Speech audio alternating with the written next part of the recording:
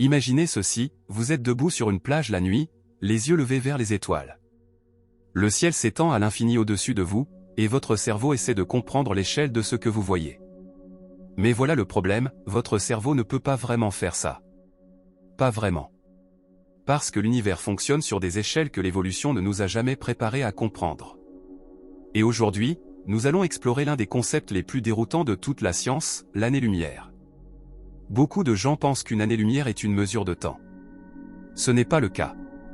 Et c'est en fait le premier indice que nous sommes sur le point d'entrer dans un territoire où notre intuition quotidienne s'effondre complètement. Une année-lumière est une distance. Plus précisément, c'est la distance que la lumière parcourt dans le vide de l'espace en un an. Et laissez-moi vous dire que cette distance est si incroyablement vaste qu'elle reconfigure votre façon de penser à l'univers. Commençons par quelque chose que nous pouvons réellement saisir, la vitesse de la lumière. Dans le vide de l'espace, la lumière voyage à environ 186 282 miles par seconde. Pour nos amis utilisant le système métrique, c'est environ 300 000 km par seconde. Ça, c'est rapide. Incroyablement rapide. Si vous pouviez d'une manière ou d'une autre monter sur un rayon de lumière et faire le tour de l'équateur terrestre, vous feriez environ 7 tours et demi de la planète en une seule seconde. La lumière est, pour autant que nous le sachions, la limite de vitesse ultime de l'univers. Rien avec une masse ne peut jamais l'atteindre. Rien ne peut la dépasser. C'est la limite de vitesse cosmique, fixée par le tissu de l'espace-temps lui-même. Ce n'est pas juste une théorie. Ce n'est pas juste une abstraction mathématique. C'est une loi fondamentale de la physique qui a été testée des milliards de fois et n'a jamais été violée. Einstein a découvert cela dans sa théorie de la relativité restreinte en 1905, et cela a révolutionné notre compréhension de l'espace, du temps et de l'énergie. La relation E égale mc qui est ressortie de cette théorie est l'équation la plus célèbre au monde, et elle nous montre que la masse et l'énergie sont interchangeables. C'est le pouvoir de comprendre la vitesse de la lumière. Mais c'est là que les choses deviennent bizarres. Parce que la lumière est si absurdement rapide, nous ne mesurons généralement pas les distances cosmiques en miles ou en kilomètres. Ces chiffres deviennent incompréhensibles. Au lieu de cela, les astronomes utilisent les années-lumière. Et quand vous réfléchissez vraiment à ce que cela signifie, c'est à la fois beau et terrifiant. Imaginez que vous envoyez un signal à travers l'espace à la vitesse de la lumière. Si vous l'envoyez au Soleil, il faut environ 8 minutes et 20 secondes pour y arriver. C'est pourquoi, lorsque vous regardez le Soleil, vous le voyez tel qu'il était il y a 8 minutes et 20 secondes. Le Soleil que vous voyez est déjà de l'histoire ancienne. Et notre Soleil est juste ici. C'est notre étoile la plus proche. Eh bien, techniquement, l'étoile la plus proche est Proxima Centauri, mais parlons d'abord du Soleil car cela aide à établir l'échelle. 8 minutes de temps de trajet de la lumière jusqu'au Soleil, cela ne semble pas beaucoup. Mais laissez-moi le mettre en perspective. Le vaisseau spatial le plus rapide que l'humanité ait jamais créé est la sonde solaire Parker. Elle a été conçue pour étudier le Soleil, et elle s'en approche incroyablement près. À son approche la plus proche, elle voyage à environ 364 000 miles par heure.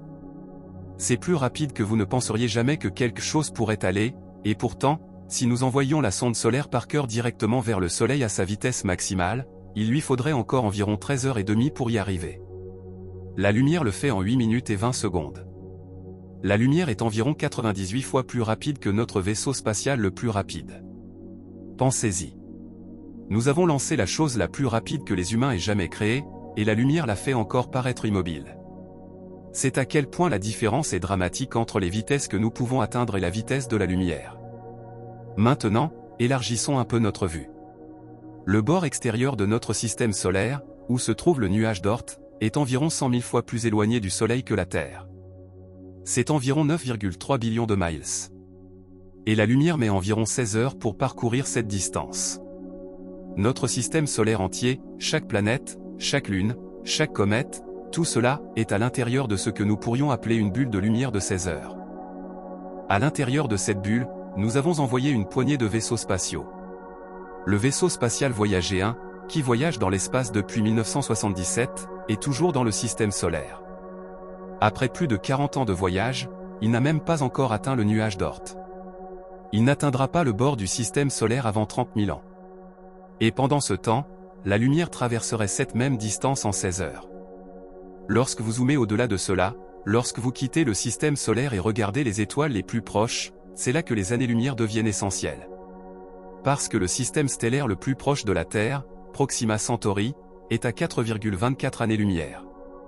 Qu'est-ce que cela signifie? Cela signifie que la lumière que nous voyons de Proxima Centauri aujourd'hui a commencé son voyage vers nous il y a plus de 4 ans. Lorsque cette lumière a quitté Proxima Centauri, Barack Obama était encore président. Cette étoile est si loin qu'il faut à la lumière, se déplaçant à 186 000 miles par seconde, plus de 4 ans pour traverser l'espace entre nous. Restons vraiment avec ce nombre un instant. 4 ans. C'est 1460 jours. C'est 35 040 heures. C'est plus de 2,1 milliards de secondes. Et dans ces 2,1 milliards de secondes, la lumière, la chose la plus rapide de l'univers, ne couvre encore que la distance entre nous et l'étoile la plus proche. Et c'est là que votre cerveau commence à se briser. Parce que 4 années-lumière est l'étoile la plus proche de nous. La prochaine étoile la plus proche, Sirius, est à 8,6 années-lumière. Ensuite, il y a Procyon à 11,4 années-lumière. Et à mesure que vous regardez plus profondément dans la galaxie, les chiffres deviennent de plus en plus absurdes. Mais attendez, il y a plus. Parce que Proxima Centauri n'est pas juste l'étoile la plus proche au hasard. Elle fait en fait partie d'un système stellaire triple. Proxima Centauri est la petite naine rouge, et elle orbite à distance avec 2 autres étoiles, Alpha Centauri A et Alpha Centauri B. Ces 2 étoiles sont légèrement plus éloignées que Proxima, mais toujours incroyablement proches en termes cosmiques. Et voici ce qui rend cela encore plus intéressant, Proxima Centauri pourrait avoir des planètes autour d'elle. En fait, nous avons détecté au moins une planète, appelée Proxima Centauri B. Et cette planète pourrait être dans la zone habitable. Elle pourrait être capable de supporter de l'eau liquide à sa surface. Donc, l'étoile la plus proche de nous, à seulement 4,24 années-lumière, pourrait avoir une planète potentiellement habitable. Et pourtant, nous ne pouvons pas l'atteindre. Avec nos vaisseaux spatiaux actuels, il faudrait environ 75 000 ans pour y arriver. Et nous n'aurions aucun moyen d'envoyer des messages aller-retour. Toute conversation avec des êtres sur Proxima Centauri B nécessiterait 8 ans d'attente juste pour que le message initial arrive et que la réponse revienne. C'est le problème fondamental que représentent les années-lumière. Ce ne sont pas juste des chiffres. Ce sont des barrières. C'est la distance cosmique qui nous sépare du reste de l'univers. Parlons de quelques autres étoiles célèbres que vous pourriez réellement reconnaître dans le ciel nocturne. Bételgeuse, cette supergéante rouge dans la constellation d'Orion, celle qui marque l'épaule du chasseur dans le ciel d'hiver? Elle est à 640 années-lumière. La lumière entrant dans votre œil de Bételgeuse ce soir a quitté cette étoile lorsque Christophe Colomb naviguait à travers l'océan Atlantique. Lorsque les humains commençaient tout juste à explorer notre propre planète, cette lumière commençait son voyage à travers la galaxie vers nous. Et Bételgeuse est un cas particulier car c'est une étoile supergéante, ce qui signifie qu'elle est absolument énorme. Elle est si grande que si vous la placiez là où se trouve le Soleil, sa surface s'étendrait au-delà de l'orbite de Jupiter. C'est l'une des plus grandes étoiles connues de la galaxie. Et elle vieillit. Très vieille. Les astronomes surveillent Bételgeuse car elle est susceptible de devenir une supernova dans les prochains milliers d'années. Quand elle le fera, elle sera assez brillante pour être vue pendant la journée. L'explosion sera visible sans télescope. Ce sera l'un des événements astronomiques les plus spectaculaires dont les humains pourraient être témoins. Mais voilà le problème, lorsque cette supernova se produira, la lumière qui en proviendra mettra 640 ans pour nous atteindre. Nous ne verrons pas l'explosion avant des siècles. Et au moment où nous la verrons, l'explosion aura déjà eu lieu. L'étoile aura déjà commencé à s'effondrer et à se disperser. Nous verrons l'événement le plus spectaculaire de l'astronomie, mais nous le verrons 640 ans après les faits.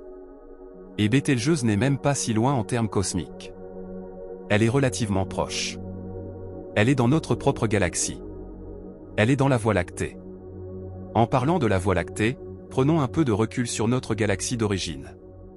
La Voie lactée est une galaxie spirale, et elle mesure environ 100 000 années-lumière de diamètre. 100 000 années-lumière.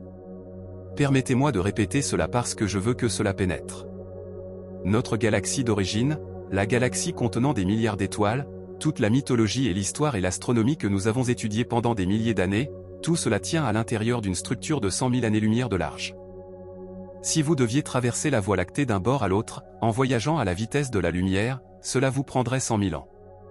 Pour le contexte, il y a 100 000 ans, les humains anatomiquement modernes commençaient tout juste à se répandre à travers l'Afrique. La dernière période glaciaire était encore forte. Les Néandertaliens marchaient sur la Terre. Les mammouths laineux parcouraient la toundra gelée. Et si vous essayez de voyager à travers la galaxie en ligne droite à la vitesse de la lumière, il faudrait plus de temps que toute l'histoire humaine enregistrée pour faire la traversée.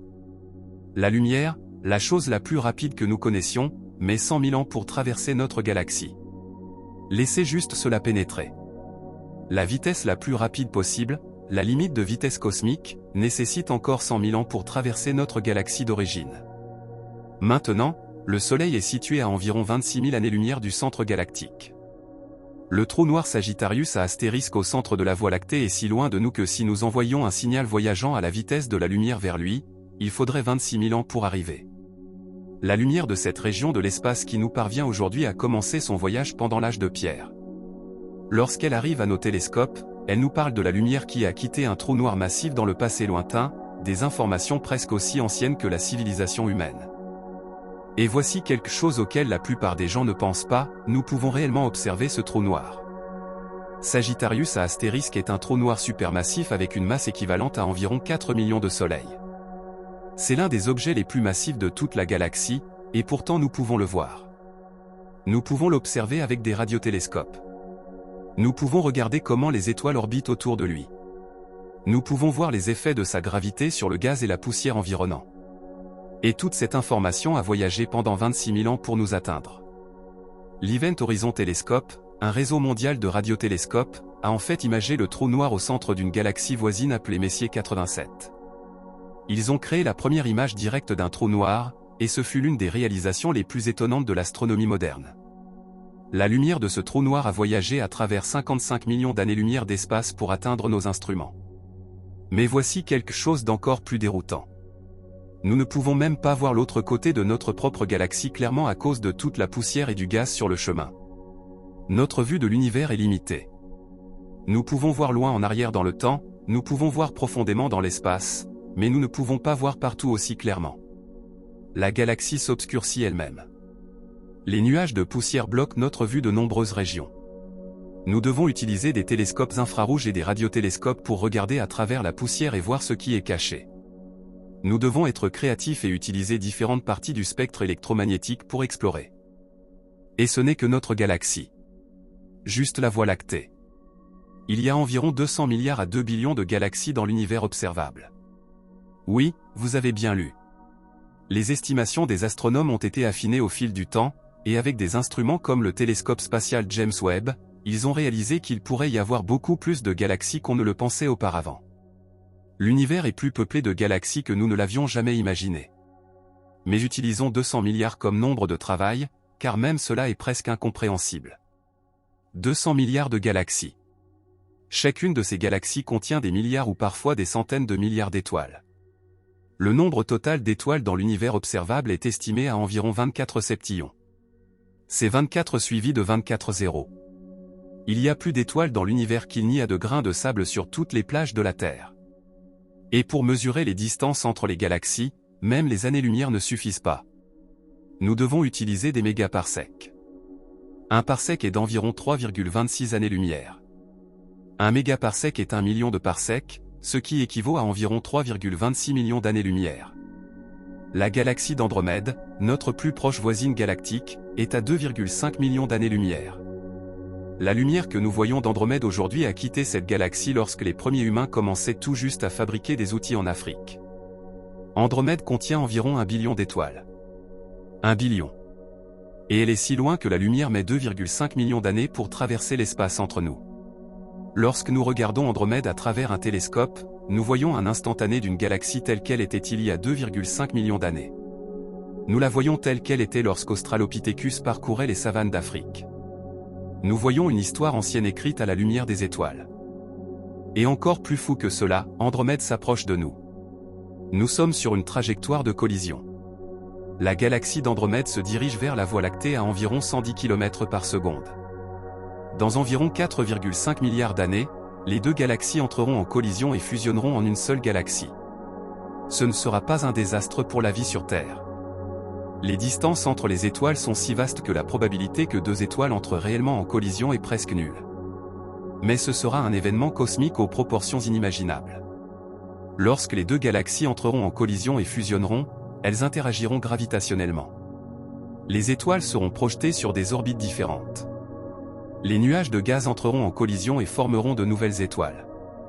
Le centre de la galaxie nouvellement fusionnée deviendra actif, déclenchant éventuellement des rafales de formation d'étoiles et des phénomènes énergétiques. Le ciel nocturne changera radicalement. S'il y a des humains dans les parages pour en être témoins, si notre espèce a survécu aussi longtemps, ils verront un univers complètement différent. Et la lumière de cet événement cataclysmique mettra des millions d'années à atteindre les observateurs dans d'autres galaxies. L'univers fonctionne sur des échelles de temps qui rendent même l'âge de notre système solaire trivial. Mais nous n'avons pas fini. Pas même près. L'amas de la Vierge, une collection d'environ 1300 à 2000 galaxies, est à environ 64 millions d'années-lumière. La lumière des galaxies les plus proches de cet amas qui nous parvient aujourd'hui a commencé son voyage lorsque les dinosaures parcouraient encore la Terre. 64 millions d'années-lumière est une distance si vaste que notre vaisseau spatial le plus rapide mettrait des milliards d'années à la traverser. L'amas de la Vierge contient certaines des galaxies les plus grandes et les plus intéressantes de l'univers proche, y compris la galaxie du Sombrero avec son disque distinctif et sa voie de poussière, et M87, la galaxie célèbre pour abriter le trou noir que l'Event Horizon Télescope a imagé.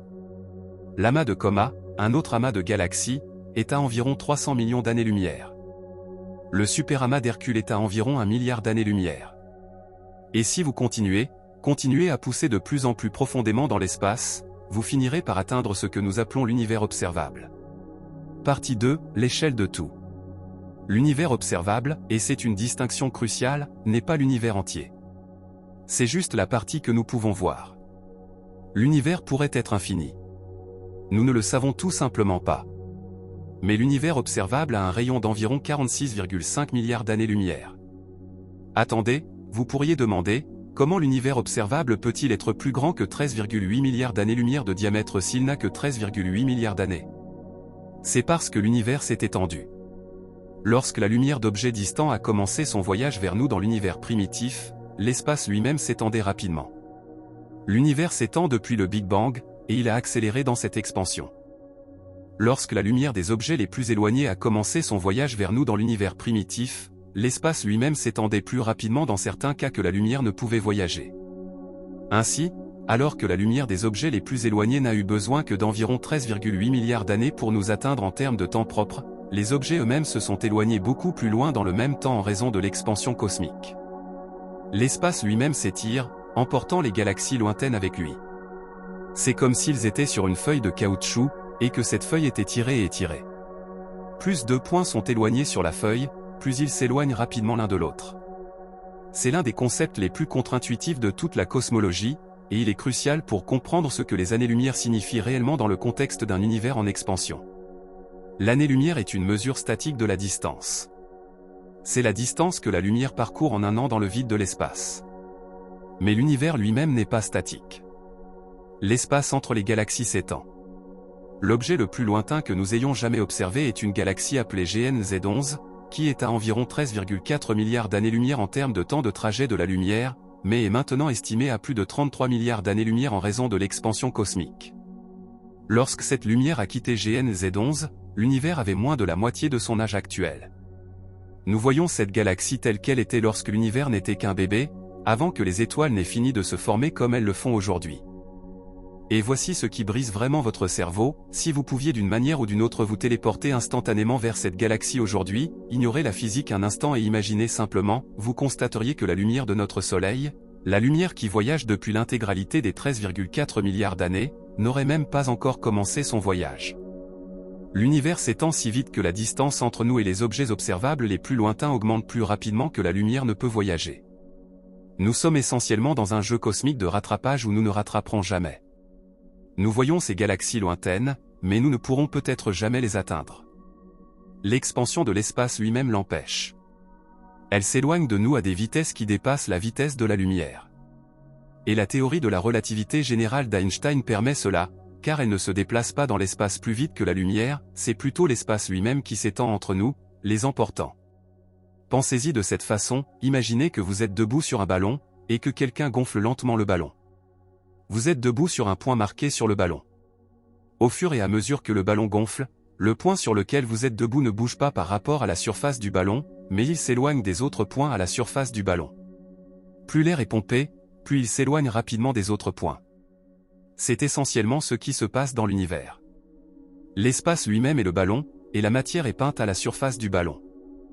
Donc, quand nous parlons de distance dans l'univers, nous ne parlons pas seulement de la distance à laquelle les choses se trouvent en ce moment. Nous parlons de la distance que la lumière a dû parcourir pour nous atteindre, qui est différente de l'endroit où ces objets se trouvent réellement au moment actuel. L'univers tisse ensemble l'espace, le temps, la distance et l'expansion de manière à défier notre intuition évolutive. Parlons de ce que cela signifie pour notre compréhension du cosmos. Nous pouvons diviser l'univers en plusieurs zones en fonction de la distance de trajet de la lumière. Il y a notre système solaire local, qui mesure environ une année-lumière de diamètre. Il y a notre voisinage stellaire local, qui s'étend sur environ 50 années-lumière et contient environ 100 étoiles. Il y a la Voie lactée, qui mesure 100 000 années-lumière de diamètre. Il y a le groupe local, qui est une collection de galaxies comprenant la Voie lactée et Andromède, s'étendant sur environ 10 millions d'années-lumière de diamètre. Ensuite, il y a le superamas de la Vierge, qui contient le groupe local et environ 100 000 autres galaxies, s'étendant sur environ 110 millions d'années-lumière de diamètre. Ensuite, il y a l'univers observable, s'étendant sur environ 46,5 milliards d'années-lumière dans toutes les directions. Chacune de ces zones représente une échelle différente d'organisation cosmique, une manière différente de comprendre où nous sommes. Et à mesure que vous passez d'une zone à la suivante, les chiffres deviennent plus grands et plus incompréhensibles. Maintenant, pensons à ce que cela signifie concrètement. S'il y a une vie intelligente quelque part dans la galaxie, dans un autre système solaire orbitant autour d'une autre étoile, comment pourrions-nous jamais communiquer avec eux? Imaginons qu'il y ait une civilisation à 50 années-lumière. Nous leur envoyons un message. Ils ne le reçoivent pas avant 50 ans. Ils lisent notre message et envoient une réponse. Nous ne recevons pas leur réponse avant 50 ans. Un seul échange d'informations prend 100 ans. S'il y a une vie intelligente à 500 années-lumière, vous envisagez 1000 ans pour une conversation aller-retour. Une civilisation à 5000 années-lumière? 10 000 ans par échange. Pendant ce temps, au cours de ces 10 000 ans, des civilisations entières sur Terre naissent et tombent. Les langues changent. Les gouvernements s'effondrent. Les personnes qui ont la conversation seront mortes depuis des siècles, et leurs descendants ne se souviendront peut-être même pas pourquoi leurs ancêtres ont commencé à essayer de parler aux étoiles. C'est pourquoi de nombreux scientifiques pensent que si jamais nous rencontrons une intelligence extraterrestre, nous les observerons probablement de loin. Nous pourrions détecter leur transmission. Nous pourrions même voir des preuves de leur existence. Mais une conversation en temps réel à travers les étoiles pourrait être impossible. L'univers lui-même impose l'isolement par la distance et le temps. Et cela soulève une question profonde, si nous ne pouvons pas facilement communiquer à travers des années-lumière, si les distances sont si vastes que la lumière elle-même, la chose la plus rapide de l'univers, met des millions ou des milliards d'années pour les traverser, qu'est-ce que cela signifie pour la place de l'humanité dans le cosmos?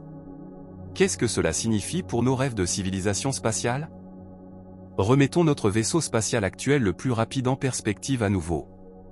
La sonde solaire Parker voyage à environ 430 000 miles par heure. C'est plus rapide que tout ce que les humains aient jamais créé. Mais l'étoile la plus proche est à 4,24 années-lumière. À la vitesse de la sonde solaire Parker, il faudrait environ 73 000 ans pour y arriver. Et ce n'est que jusqu'à l'étoile la plus proche. Si vous vouliez voyager jusqu'au centre de la galaxie, à 26 000 années-lumière, à la vitesse de la sonde solaire Parker, il faudrait environ 180 millions d'années. Pour le contexte, les dinosaures se sont éteints il y a 66 millions d'années. Les mammifères n'existent que depuis environ 200 millions d'années.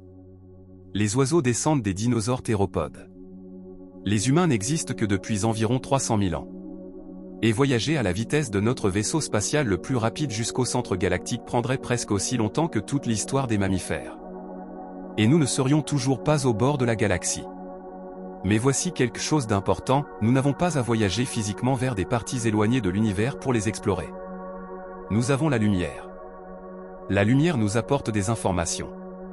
Nous pouvons étudier les galaxies lointaines en analysant la lumière qui les a quittées il y a des milliards d'années. Nous pouvons comprendre la composition des étoiles lointaines en analysant la lumière qu'elles émettent. Nous pouvons détecter des planètes autour d'autres étoiles en regardant comment leur lumière scintille lorsque les planètes passent devant elles. La lumière est notre messager, notre fenêtre sur le cosmos. Partie 3, la lumière comme information. La lumière transporte d'énormes quantités d'informations. Lorsque la lumière d'une étoile atteint nos yeux ou nos télescopes, elle nous dit plusieurs choses. Premièrement, elle nous dit que l'étoile existe et où elle se trouve dans le ciel. Deuxièmement, en analysant le spectre de la lumière, en la décomposant en ses couleurs composantes comme un prisme fait un arc-en-ciel, nous pouvons déterminer quels éléments se trouvent dans l'étoile. Nous pouvons voir les empreintes digitales de l'hydrogène, de l'hélium, du carbone, de l'oxygène et de tous les autres éléments. Cette technique est appelée spectroscopie, et c'est l'un des outils les plus puissants de l'astronomie. Le spectre d'une étoile peut nous dire non seulement de quoi elle est faite, mais aussi quelle est sa température, à quelle vitesse elle se déplace vers ou loin de nous, si elle tourne, et d'innombrables autres détails. Toute cette information provient de la lumière qui a voyagé à travers des années-lumière d'espace. Et nous pouvons aller encore plus loin. Nous pouvons regarder les raies d'absorption spécifiques dans le spectre d'une étoile, les endroits où la lumière à certaines longueurs d'onde a été absorbée par des atomes dans l'atmosphère de l'étoile, et nous pouvons déterminer non seulement quels éléments sont présents, mais aussi avec quelle abondance ils sont présents. Nous pouvons mesurer la température, la densité et la composition de l'atmosphère de l'étoile avec une précision remarquable, le tout en analysant la lumière qui a parcouru des milliards de miles pour nous atteindre. Lorsque nous regardons des galaxies lointaines, nous pouvons faire la même chose. Nous pouvons analyser la lumière d'une galaxie entière et déterminer combien d'étoiles elle contient, à quelle vitesse elle tourne, si elle se dirige vers nous ou s'en éloigne, et si elle forme activement de nouvelles étoiles. Nous pouvons littéralement lire l'histoire de la vie d'une galaxie écrite dans sa lumière. Et c'est là que ça devient vraiment fascinant, nous pouvons utiliser la lumière des galaxies lointaines pour mesurer les distances. Lorsque les astronomes veulent mesurer la distance d'une galaxie, ils utilisent souvent une technique appelée l'échelle de distance cosmique. C'est une série de méthodes qui s'appuient les unes sur les autres pour mesurer des distances de plus en plus grandes. Pour les étoiles les plus proches, nous utilisons la parallaxe. Nous mesurons la position d'une étoile par rapport aux étoiles de fond éloignées. Puis, 6 mois plus tard, la Terre s'est déplacée de l'autre côté de son orbite autour du Soleil, et nous mesurons à nouveau la position de l'étoile. L'étoile proche aura semblé changer de position par rapport à l'arrière-plan lointain. Ce décalage est appelé parallaxe, et il nous permet de calculer la distance à l'étoile. Une fois que nous connaissons les distances aux étoiles proches, nous pouvons déterminer leur luminosité réelle. Certaines de ces étoiles proches sont liées à des étoiles plus éloignées, et nous pouvons utiliser ces relations pour déterminer la luminosité des étoiles plus éloignées. Un type d'étoile particulièrement utile est la variable céphéide. Ce sont des étoiles dont la luminosité varie de manière régulière et prévisible. En mesurant leur luminosité apparente et en connaissant leur luminosité réelle, nous pouvons calculer leur distance. Et nous pouvons voir des variables céphéides dans d'autres galaxies. Edwin Hubble a utilisé des variables céphéides pour mesurer la distance de la galaxie d'Andromède dans les années 1920, et il a découvert qu'Andromède était bien au-delà de notre propre galaxie. Ce fut une découverte révolutionnaire qui a élargi notre univers d'une seule galaxie à un univers de galaxies. À mesure que nous poussons vers de plus grandes distances, nous utilisons d'autres techniques. Nous regardons la luminosité des supernovas, en particulier les supernovas de type Ia, qui ont une luminosité maximale constante qui nous permet de calculer leur distance. Nous regardons la relation entre la luminosité d'une galaxie et la rapidité avec laquelle elle tourne, ce qui nous donne une autre façon de mesurer la distance. Nous utilisons la luminosité des étoiles les plus brillantes des galaxies lointaines. Et à mesure que nous poussons jusqu'aux limites extrêmes de l'univers observable, nous utilisons la lumière du rayonnement de fond cosmique micro-ondes, la rémanence du Big Bang lui-même. Cette lumière voyage depuis environ 13,8 milliards d'années, et son analyse nous renseigne sur la structure et la composition de l'univers entier. Toutes ces techniques dépendent du fait que la lumière transporte des informations sur de vastes distances. Nous ne voyons pas seulement la lumière d'objets lointains, nous voyons des informations sur la structure, la composition, le mouvement et l'histoire de l'univers. Lorsque vous regardez à travers un télescope une galaxie lointaine, vous ne regardez pas où se trouve cette galaxie maintenant. Vous regardez où elle se trouvait il y a des milliards d'années. L'univers est si vaste, et la lumière voyage si lentement par rapport à ces distances, que le moment présent est séparé des objets lointains par des milliards d'années de temps de trajet. Pensez-y. Tout ce que vous voyez dans le ciel nocturne est ancien. La lumière du Soleil a 8 minutes. La lumière de Proxima Centauri a 4 ans. La lumière d'Andromède a 2,5 millions d'années. La lumière des galaxies lointaines a des milliards d'années. Lorsque vous levez les yeux vers les étoiles, vous regardez un livre d'histoire cosmique. Chaque photon entrant dans votre œil est un message du passé. Et voici le hic, nous pouvons en fait utiliser cela à notre avantage. En regardant des galaxies à différentes distances, nous pouvons voir l'univers à différents âges. Nous pouvons voir comment les galaxies ont évolué. Nous pouvons voir comment les étoiles se sont formées. Nous pouvons retracer l'histoire de l'univers simplement en regardant différents points de l'espace car différents points de l'espace signifient différents points du temps. Les années-lumière ne sont donc pas seulement une mesure de distance. Elles sont une mesure du temps de retour en arrière. Ce sont des horodatages cosmiques. C'est la façon dont l'univers tient ses registres et raconte son histoire. Les astronomes ont utilisé ce principe pour étudier comment les galaxies ont changé au fil du temps cosmique. Lorsque nous regardons les galaxies proches, nous les voyons telles qu'elles sont aujourd'hui. Lorsque nous regardons des galaxies lointaines, nous les voyons telles qu'elles étaient il y a des milliards d'années. En comparant les galaxies proches et lointaines, nous pouvons voir l'histoire de la façon dont les galaxies changent et évoluent. Nous avons découvert que l'univers a traversé différentes phases. Dans l'univers primitif, peu de temps après le Big Bang, il y avait moins de grandes galaxies et plus de petites galaxies chaotiques. Au fil du temps, les galaxies ont fusionné, ont grandi et sont devenues plus organisées. Les taux de formation d'étoiles ont changé au fil du temps. La structure globale de l'univers a évolué. Toutes ces connaissances proviennent de la lumière qui a voyagé vers nous à travers l'espace et le temps. Partie 4, l'immensité des vides cosmiques. Maintenant, je veux parler de quelque chose d'autre que les années-lumière nous aident à comprendre, l'immensité des vides cosmiques. L'espace n'est pas uniformément distribué. Les galaxies se regroupent, attirées par la gravité. Mais entre ces amas se trouvent d'énormes régions vides appelées vides. Certains de ces vides mesurent des centaines de millions d'années-lumière de diamètre. Juste de l'espace vide. Pas de galaxies. Juste l'obscurité. Le vide du Bouvier est l'un des plus grands vides connus de l'univers. Il mesure environ 330 millions d'années-lumière de diamètre. Dans toute cette région, il y a beaucoup moins de galaxies que vous ne vous y attendriez. C'est un désert cosmique. Et sa taille est si vaste que la lumière elle-même met 330 millions d'années pour le traverser. Il existe également d'autres grands vides. Le vide dans les chiens de chasse mesure environ 250 millions d'années-lumière de diamètre. Le vide local, qui est relativement proche, est à environ 250 millions d'années-lumière de la Voie lactée. Il y a le vide géant, qui est bien nommé car il est énorme. Lorsque vous pensez à des vides aussi grands, vous réalisez que l'univers n'est pas seulement grand. Il est incompréhensiblement, dramatiquement, presque offensivement grand. L'échelle est si loin au-delà de notre capacité à visualiser que nous devons utiliser des nombres et des mathématiques juste pour même avoir une conversation à ce sujet. Et ces chiffres sont humiliants. Ils sont destinés à être humiliants. Parce que lorsque vous réalisez que notre système solaire entier mesure moins d'une année-lumière de diamètre, que notre vaisseau spatial le plus rapide mettrait des dizaines de milliers d'années pour atteindre l'étoile la plus proche, que les galaxies sont séparées par des millions ou des milliards d'années-lumière, que l'univers observable s'étend sur 46,5 milliards d'années-lumière dans toutes les directions, quand vous intériorisez vraiment ces chiffres, quelque chose change dans votre perspective. Vous réalisez que l'univers est vaste au-delà de la compréhension. Vous réalisez que l'humanité, malgré toutes nos réalisations et toute notre intelligence, est incroyablement petite et limitée par la limite de vitesse cosmique. Vous réalisez que nous sommes confinés dans un petit coin d'un cosmos presque incompréhensiblement grand. Mais c'est là que ça devient intéressant. Parce que nous avons découvert quelque chose de remarquable sur la structure de l'univers. Il n'est pas distribué au hasard. Les galaxies ne sont pas dispersées au hasard dans l'espace. Au lieu de cela, elles forment une toile cosmique. Les galaxies se regroupent le long de filaments, comme des perles sur une chaîne. Ces filaments sont séparés par de vastes vides vides. Si vous deviez cartographier l'univers aux plus grandes échelles, montrant chaque galaxie à moins d'1 milliard d'années-lumière ou deux, vous verriez une structure qui semble presque organique. Cela ressemble à une toile cosmique ou à une mousse, avec des régions denses et des régions vides. Cette structure s'est développée dans l'univers primitif grâce à l'action de la gravité. De minuscules variations de la densité de la matière dans l'univers primitif ont été amplifiées par la gravité sur des milliards d'années.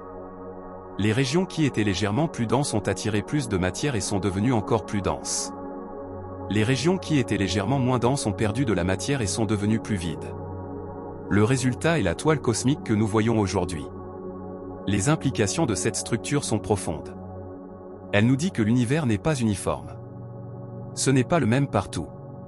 Il y a des endroits préférés où les galaxies se regroupent, et il y a des régions vides. L'univers a une structure et une organisation aux plus grandes échelles. Cela signifie également que notre emplacement dans l'univers n'est pas spécial. Il n'y a pas de centre de l'univers. L'expansion de l'univers semble la même de chaque point. Peu importe où vous êtes, si vous regardez assez loin, vous verrez une structure cosmique similaire. Vous verrez vos propres vides locaux et vos propres filaments locaux. L'univers est homogène aux plus grandes échelles, mais il est grumeleux et structuré aux plus petites échelles. Partie 5. Atteindre au-delà des années-lumière. Parlons de certaines des choses que nous avons réellement découvertes sur des objets distants en utilisant la lumière. Lorsque nous observons une supernova, nous regardons une étoile exploser violemment. Pendant quelques semaines, cette explosion peut être plus brillante qu'une galaxie entière contenant des milliards d'étoiles. Et nous pouvons voir des supernovas d'incroyablement loin. En 2019, nous avons détecté une supernova dans une galaxie appelée Asasne 19 LH. Nous ne savons toujours pas exactement ce que c'était, mais c'est l'une des supernovas les plus brillantes jamais observées. Elle était si brillante que malgré son éloignement de milliards d'années-lumière, nous pouvions la voir depuis la Terre. Nous voyons une explosion stellaire qui s'est produite il y a des milliards d'années. La lumière de cette explosion voyageait à travers l'espace et le temps depuis des milliards d'années avant d'atteindre nos télescopes. Lorsque nous observons des planètes autour d'autres étoiles, appelées exoplanètes, nous faisons quelque chose d'encore plus remarquable. Nous ne pouvons pas voir ces planètes directement. Elles sont trop petites et trop faibles par rapport à leurs étoiles hôtes. Au lieu de cela, nous utilisons des méthodes indirectes. L'une des méthodes les plus efficaces est la méthode des transits. Nous regardons la lumière d'une étoile, et lorsqu'une planète passe devant cette étoile, la lumière diminue légèrement. La planète bloque une infime fraction de la lumière de l'étoile. En mesurant la diminution, nous pouvons déterminer la taille de la planète et la longueur de son orbite. Des milliers d'exoplanètes ont été découvertes de cette façon. Nous avons trouvé des planètes dans la zone habitable de leurs étoiles, où les températures pourraient permettre à l'eau liquide d'exister à la surface de la planète. Nous avons trouvé des planètes orbitant près de leurs étoiles, des planètes orbitant loin de leurs étoiles, des planètes dans des systèmes stellaires binaires et des planètes dans toutes sortes de configurations. Et toutes ces connaissances proviennent de l'analyse de la lumière d'étoiles lointaines. Nous ne visitons pas ces systèmes. Nous n'y envoyons pas de vaisseaux spatiaux. Nous analysons la lumière qui a parcouru des années-lumière pour nous atteindre, et à partir de cette lumière, nous déduisons les propriétés des planètes que nous ne pouvons pas voir directement. Il y a quelque chose de presque magique là-dedans. Nous sommes limités par la limite de vitesse cosmique. Nous ne pouvons pas voyager vers ces mondes lointains. Nous ne pouvons pas envoyer de vaisseaux spatiaux qui mettraient des dizaines de milliers d'années à arriver. Mais nous pouvons analyser la lumière. Nous pouvons apprendre sur des mondes lointains en étudiant leur lumière. Nous pouvons découvrir leurs planètes, mesurer leurs propriétés et déterminer si elles pourraient être habitables. En 2020, les astronomes ont détecté un signal de Proxima Centauri, le système stellaire le plus proche de nous. Le signal semblait provenir d'une planète orbitant autour de Proxima Centauri tous les 11,186 jours terrestres. Cette planète, appelée Proxima Centauri D, est beaucoup plus massive que la Terre, peut-être une mini-Neptune ou une super-Terre. Et elle n'est qu'à 4,24 années-lumière. Mais même si c'est la planète la plus proche de nous, orbitant autour de l'étoile la plus proche, nous n'avons aucun moyen de l'atteindre dans un délai raisonnable. Avec la technologie actuelle, il faudrait plus de 70 000 ans pour y arriver. Et cela suppose que nous avons consacré d'énormes ressources à une mission qui prendrait 70 000 ans et nécessiterait probablement plusieurs générations de vaisseaux spatiaux et de voyageurs spatiaux. Et pourtant, nous connaissons Proxima Centauri D. Nous savons qu'elle existe. Nous connaissons sa période orbitale. Nous connaissons sa masse minimale. Toute cette information provient de l'analyse de la lumière qui n'a voyagé que pendant 4,24 ans. Nous avons comblé l'écart de 4,24 années-lumière en utilisant la lumière elle-même. C'est l'un des grands paradoxes de l'astronomie, nous pouvons voir incroyablement loin, mais nous ne pouvons pas voyager loin. Nous pouvons observer l'univers à des distances de milliards d'années-lumière, mais nos vaisseaux spatiaux peuvent à peine atteindre au-delà de notre système solaire. Nous pouvons apprendre sur les exoplanètes dans d'autres systèmes stellaires, mais nous ne pouvons pas les visiter. Les années-lumière sont des barrières que la lumière peut franchir, mais la matière ne peut pas. Partie 6, le voyage à travers le temps cosmique. Faisons un voyage à travers le temps cosmique, en utilisant les années-lumière comme mesure.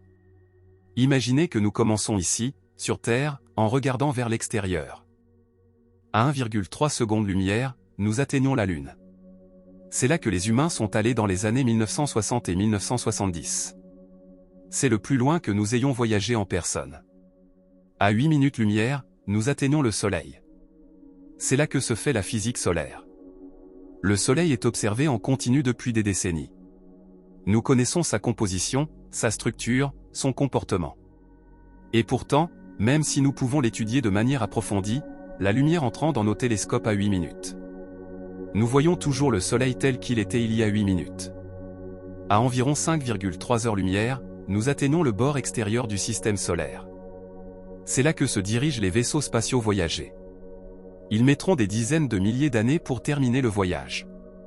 À 4,24 années-lumière, nous atteignons Proxima Centauri. C'est le système stellaire le plus proche. Il a des planètes, comme nous l'avons découvert. Et il est impossiblement loin. À 25 années-lumière, nous voyons des étoiles dans notre voisinage stellaire local. Ce sont des étoiles que nous pouvons observer en détail avec nos télescopes. Nous pouvons mesurer leur distance, déterminer leur composition et étudier leur comportement. À 100 années-lumière, nous sommes hors de portée de nos vaisseaux spatiaux actuels pendant des milliers d'années. La lumière des étoiles à cette distance a mis 100 ans pour nous atteindre. À 1000 années-lumière, nous voyons une partie importante du disque de la Voie lactée. Nous voyons des étoiles des bras spiraux de notre galaxie. La lumière de ces étoiles voyage depuis la période médiévale sur Terre. À 10 000 années-lumière, nous voyons profondément dans la galaxie. La lumière de ces régions a mis 10 000 ans pour nous atteindre. Lorsque cette lumière a quitté ces régions, les humains étaient encore à l'âge de pierre. À 26 000 années-lumière, nous approchons du centre galactique.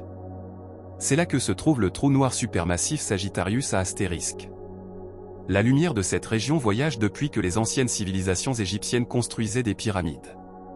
À 100 000 années-lumière, nous avons traversé toute la Voie lactée. C'est l'étendue de notre galaxie. Pour aller d'un bord à l'autre, en voyageant à la vitesse de la lumière, il faudrait 100 000 ans. À 2,5 millions d'années-lumière, nous atteignons Andromède. C'est notre plus proche voisine galactique.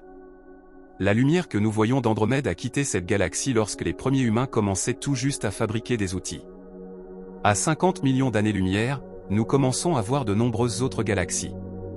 Nous voyons des galaxies à divers stades d'évolution. La lumière de ces régions voyage depuis des dizaines de millions d'années. À 300 millions d'années-lumière, nous voyons des amas de galaxies lointains. L'amas de la Vierge et d'autres amas proches sont visibles. La lumière de ces régions voyage depuis avant l'évolution des dinosaures. À 1 milliard d'années-lumière, nous voyons une fraction importante de l'univers observable. Nous voyons des galaxies telles qu'elles étaient il y a 1 milliard d'années. À ce stade, certaines des galaxies les plus éloignées que nous pouvons voir sont si loin qu'elles s'éloignent de nous plus rapidement que la lumière ne peut voyager vers nous. À 13,8 milliards d'années-lumière, nous approchons du bord de l'univers observable. Nous voyons l'univers tel qu'il était quelques centaines de millions d'années après le Big Bang. Nous voyons certaines des premières galaxies qui se sont jamais formées. À 46,5 milliards d'années-lumière, nous avons atteint le bord de l'univers observable. C'est le plus loin que nous puissions voir. La lumière de cette distance voyage depuis 13,8 milliards d'années, mais les objets eux-mêmes sont maintenant beaucoup plus loin en raison de l'expansion cosmique. Ce voyage à travers le temps et la distance cosmique nous montre l'énormité de l'univers et jusqu'où nos télescopes peuvent atteindre. Mais il nous montre aussi notre limitation. Nous pouvons voir jusqu'au bord de l'univers observable, mais nous ne pouvons pas y voyager. La limite de vitesse cosmique nous empêche de visiter des mondes lointains. Nous sommes confinés dans un petit coin du cosmos, regardant vers l'extérieur à travers la lentille de la lumière. Partie 7, la physique des années-lumière. Plongeons plus profondément dans la physique des années-lumière et ce qu'elles nous disent sur l'univers.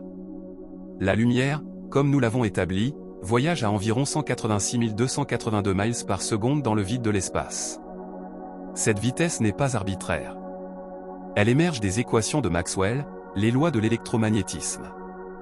La lumière est une onde électromagnétique, et la vitesse à laquelle elle se propage est déterminée par les propriétés du vide lui-même. Einstein a montré que cette vitesse est la vitesse maximale à laquelle l'information peut voyager. Rien ne peut dépasser la vitesse de la lumière. Ce n'est pas parce que nous n'avons pas construit une fusée assez rapide. C'est une propriété fondamentale de l'espace-temps. À mesure que les objets approchent de la vitesse de la lumière, leur masse semble augmenter. Plus un objet va vite, plus il faut d'énergie pour l'accélérer davantage. À la vitesse de la lumière, une énergie infinie serait nécessaire pour accélérer tout objet massif même légèrement plus rapidement. Par conséquent, les objets massifs ne peuvent jamais atteindre la vitesse de la lumière. La lumière elle-même est sans masse, elle peut donc voyager à cette vitesse ultime. En fait, la lumière doit voyager à cette vitesse. Elle ne peut pas aller plus lentement. La lumière se propage dans le vide exactement à la vitesse de la lumière, ni plus, ni moins. Cela a des implications profondes. Cela signifie qu'il existe une limite de vitesse cosmique.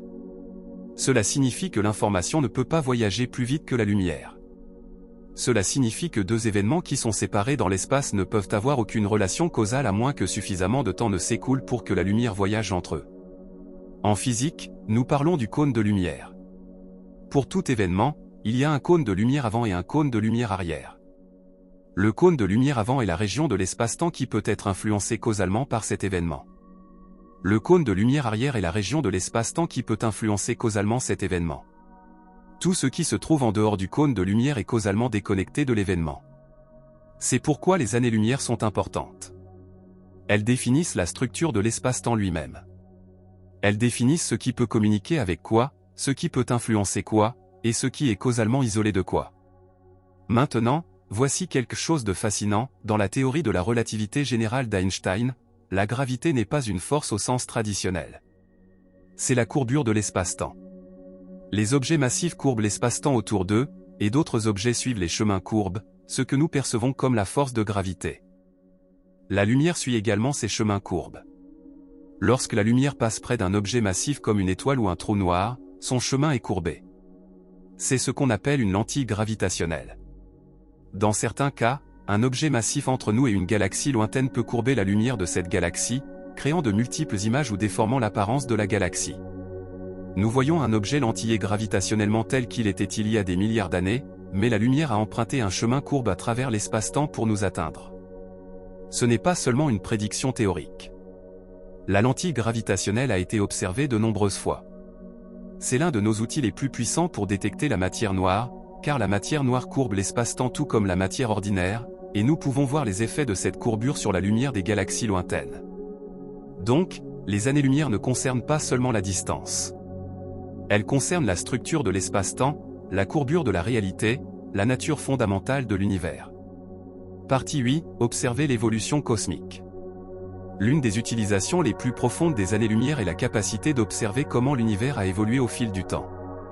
Nous avons déjà mentionné que lorsque nous regardons des galaxies lointaines, nous regardons en arrière dans le temps. Mais soyons plus précis sur ce que nous avons appris. Dans l'univers primitif, peu de temps après le Big Bang, l'univers était très différent d'aujourd'hui.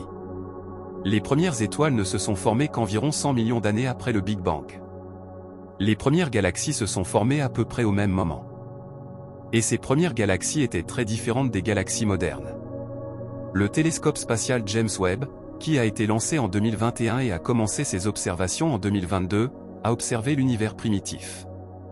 Il a trouvé des galaxies plus anciennes que prévu, des galaxies qui étaient déjà assez grandes lorsque l'univers n'avait que quelques centaines de millions d'années. Cela a forcé les astronomes à réviser leurs modèles sur la rapidité avec laquelle les galaxies peuvent se former et grandir. Nous avons appris que l'univers primitif était un endroit violent et chaotique. Les galaxies entraient fréquemment en collision. Les trous noirs au centre des galaxies consommaient activement de la matière et libéraient d'énormes quantités d'énergie. Les taux de formation d'étoiles étaient plus élevés. L'univers était plus désordonné et plus chaotique. Sur des milliards d'années, les galaxies sont entrées en collision, ont fusionné et se sont installées. L'univers est devenu plus calme. Les taux de formation d'étoiles ont diminué. Les galaxies sont devenues plus grandes et plus organisées. La structure globale de l'univers est devenue plus définie, avec des galaxies se regroupant en filaments et séparées par de vastes vides. Tout cela, nous l'avons appris en utilisant les années-lumière comme notre fenêtre sur le passé. En regardant des galaxies lointaines, nous pouvons voir à quoi elles ressemblaient lorsque l'univers était plus jeune. En comparant des galaxies à différentes distances et donc à différents moments, nous pouvons retracer l'histoire de l'évolution cosmique. C'est l'une des plus grandes réalisations de l'astronomie moderne, utiliser la lumière pour lire l'histoire de l'univers. Chaque galaxie que nous observons est un instantané d'un moment particulier de l'histoire cosmique. En collectant tous ces instantanés de différentes distances et différents moments, nous pouvons assembler l'histoire de la façon dont l'univers a évolué. Nous avons appris que l'univers a commencé dans un état chaud et dense, le Big Bang. Il s'est étendu et s'est refroidi. La matière s'est agglomérée sous l'effet de la gravité pour former des étoiles et des galaxies. Les étoiles ont fusionné l'hydrogène en éléments plus lourds. Certaines étoiles ont explosé en supernova, enrichissant l'espace de ces nouveaux éléments. De nouvelles étoiles se sont formées à partir de cette matière enrichie. Des planètes se sont formées autour d'étoiles. Et nous voici, sur une petite planète orbitant autour d'une étoile moyenne, capable de regarder en arrière toute cette histoire en étudiant la lumière d'objets distants. C'est remarquable. C'est presque incroyable que nous puissions faire cela. Mais c'est vrai. La lumière apporte des informations de tout l'univers et à travers le temps, et nous avons appris à décoder ces informations et à comprendre l'histoire de l'univers. Partie 9, l'avenir de l'exploration cosmique. Maintenant, pensons à l'avenir. Que se passe-t-il ensuite? Comment les années-lumière façonneront-elles notre avenir en tant qu'espèce spatiale? Tout d'abord, considérons les défis. L'étoile la plus proche est à 4,24 années-lumière. Même si nous pouvions d'une manière ou d'une autre atteindre 10% de la vitesse de la lumière, ce qui est une technologie que nous n'avons pas et que nous ne pouvons pas prévoir dans un avenir proche, il faudrait encore 42 ans pour y arriver. C'est une partie importante d'une vie humaine. Les distances interstellaires sont vraiment vastes. Mais nous avons des raisons d'espérer. Premièrement, notre technologie s'améliore constamment. Nous ne savons pas quelle découverte pourrait être faite qui pourrait éventuellement permettre un voyage plus rapide. La propulsion à l'antimatière, la propulsion à fusion ou même des technologies plus exotiques pourraient être possibles dans un avenir lointain. Deuxièmement, nous n'avons pas nécessairement besoin de voyager physiquement vers des étoiles lointaines pour explorer l'univers. Nous pouvons continuer à utiliser la lumière et les télescopes pour observer l'univers. La prochaine génération de télescopes sera encore plus puissante que le télescope spatial James Webb. Le télescope géant européen, Extremely Large Telescope, qui est actuellement en construction, aura un miroir d'environ 39 mètres de diamètre, ce qui en fera le plus grand télescope optique du monde. Il pourra voir des objets encore plus éloignés et plus faibles que le James Webb ne peut voir. Nous pouvons également utiliser d'autres méthodes pour explorer l'univers. L'astronomie des ondes gravitationnelles, qui n'est devenue possible que récemment, nous permet de détecter des ondes gravitationnelles, des ondulations de l'espace-temps lui-même, provenant d'événements tels que la collision de deux trous noirs ou de deux étoiles à neutrons. Ces événements se produisent à des milliards d'années-lumière, mais les ondes gravitationnelles voyagent à la vitesse de la lumière et peuvent être détectées sur Terre. L'astronomie des neutrinos est un autre domaine émerge. Les neutrinos sont des particules fantomatiques qui sont produites dans les réactions nucléaires et les événements cosmiques. Ils traversent la matière ordinaire presque sans être détectés, mais des instruments comme l'observatoire de neutrinos IceCube peuvent les détecter. Les neutrinos provenant d'événements cosmiques lointains peuvent atteindre la Terre et nous parler de ces événements. Et nous améliorons toujours notre capacité à analyser la lumière. De nouvelles techniques spectroscopiques nous permettent d'extraire plus d'informations de la lumière que nous recevons. De nouveaux algorithmes et méthodes de calcul nous permettent de traiter de vastes quantités de données et d'en extraire le sens. Donc, l'avenir de l'exploration cosmique, du moins dans un avenir prévisible, reposera sur la lumière et les années-lumière. Nous étudierons l'univers en analysant la lumière qui nous parvient. Nous utiliserons des télescopes et des détecteurs pour recueillir des informations sur des objets distants. Nous utiliserons les années-lumière comme notre règle pour mesurer l'univers. Et c'est très bien. Parce que la lumière est un outil incroyablement puissant. Grâce à la lumière, nous pouvons voir à travers des milliards d'années-lumière. Grâce à la lumière, nous pouvons comprendre l'histoire de l'univers. Grâce à la lumière, nous pouvons observer des événements cosmiques qu'il serait impossible de voir en personne. Partie 10, le paradoxe de Fermi et le grand silence. Nous avons parlé de l'immensité de l'univers et de l'isolement créé par les années-lumière. Cela nous amène à l'une des plus grandes énigmes de la science, le paradoxe de Fermi. La question de base est simple, si l'univers est si vaste, avec des milliards de galaxies contenant chacune des milliards d'étoiles, et si beaucoup de ces étoiles ont des planètes, et si certaines de ces planètes pourraient abriter la vie, où est tout le monde? Pourquoi n'avons-nous pas détecté de signaux de civilisations extraterrestres? Pourquoi l'univers est-il si silencieux? Il existe plusieurs réponses possibles à cette énigme, et beaucoup d'entre elles impliquent les années-lumière. Une possibilité est que l'univers est tout simplement trop grand. Les distances entre les planètes habitables sont si vastes que la communication entre elles est presque impossible. Même à la vitesse de la lumière, les messages mettraient des années ou des siècles ou des millénaires à arriver. Les civilisations pourraient naître et tomber avant même d'établir un contact avec d'autres civilisations. La distance pure crée l'isolement. Une autre possibilité est le grand filtre. Le grand filtre est l'idée que quelque part dans le processus de développement d'une civilisation, de l'origine de la vie à une civilisation spatiale, il y a une étape très difficile. Peut-être que la vie est rare. Peut-être que la vie intelligente est rare. Peut-être que les civilisations stables et durables sont rares. Quel que soit le grand filtre, il empêche les civilisations d'atteindre le point où elles peuvent communiquer à travers des années-lumière. Une autre possibilité est que les civilisations finissent par s'autodétruire. Peut-être que le développement de technologies avancées mène toujours à la guerre ou à l'effondrement environnemental.